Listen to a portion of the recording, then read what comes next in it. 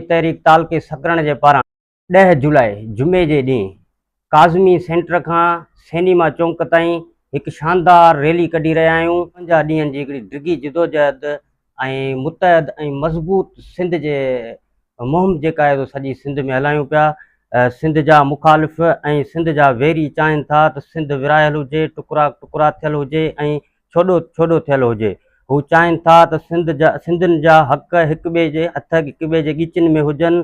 हू हर रोज़ु मनसूबा जोड़ीनि ऐं साज़िशूं कनि था त सिंधियुनि खे ज़ात जे बुनियाद ते बिरादरी, नस्ल, क़बीले, फ़िरके ऐं अक़ीदे जे बुनियाद ते हिक ॿिए सां वेड़ाए कमज़ोर करे सिंध जो दरिया, पाणी, कुदरती वसीला, ज़मीनूं, गैस, तेल, कोयलो, शहर, टैक्सिस, बंदरगाह, जबल, मदनियात, ॿेट ऐं सिंध जी हर शइ फुरे ऐं लुटे वठूं।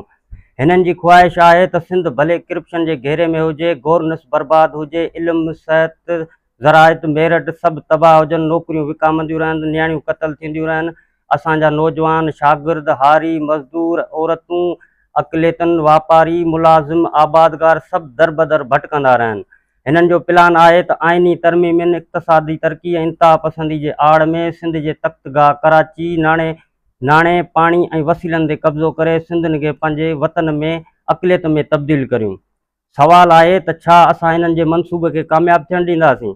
छा असां हिननि जे हिन स्क्रिप्ट, हिन साज़िश जो शिकार थींदासीं? न, हरगिज़ न। क़ौमी अवामी तहरीक ऐं मोहतरम अयाज़ लतीफ़ पलीजो साहब जो इहो ई मक़सदु आहे त पाण समूरा सिंधी मुतहद थी सॼी सिंध खे मज़बूत करे पंहिंजे वसीलनि ऐं वहदत जी हिफ़ाज़त करियूं ऐं हिकु सुधरियल, पढ़ियल, खुशहाल, रवादार, शफ़ाफ़, पुरअमन ऐं तरक़ी याफ़्ता, कानून ऐं इंसाफ़ वारी पाकिस्तान लाइ जिदोजहद खे तेज़ करियूं।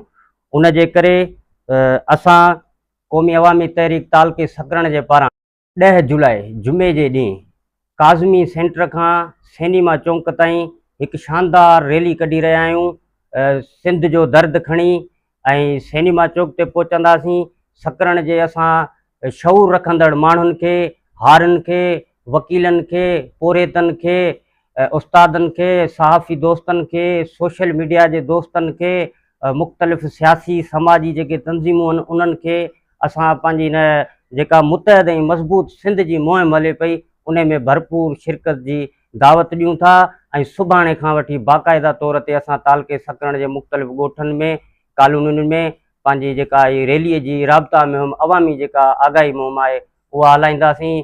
शहरनि में दुकानदारनि खे पंफलेट ॾेई उन्हनि खे दावतूं ॾींदासीं ऐं हिकु दफ़ो ॿीहर सकरण वासियुनि खे चऊं था त 10 जुलाई वारी रैली में भरपूर शिरकत करे पंहिंजे सिंध सां बीहण जो, सिंधी हुअण जो सबूत ॾींदा।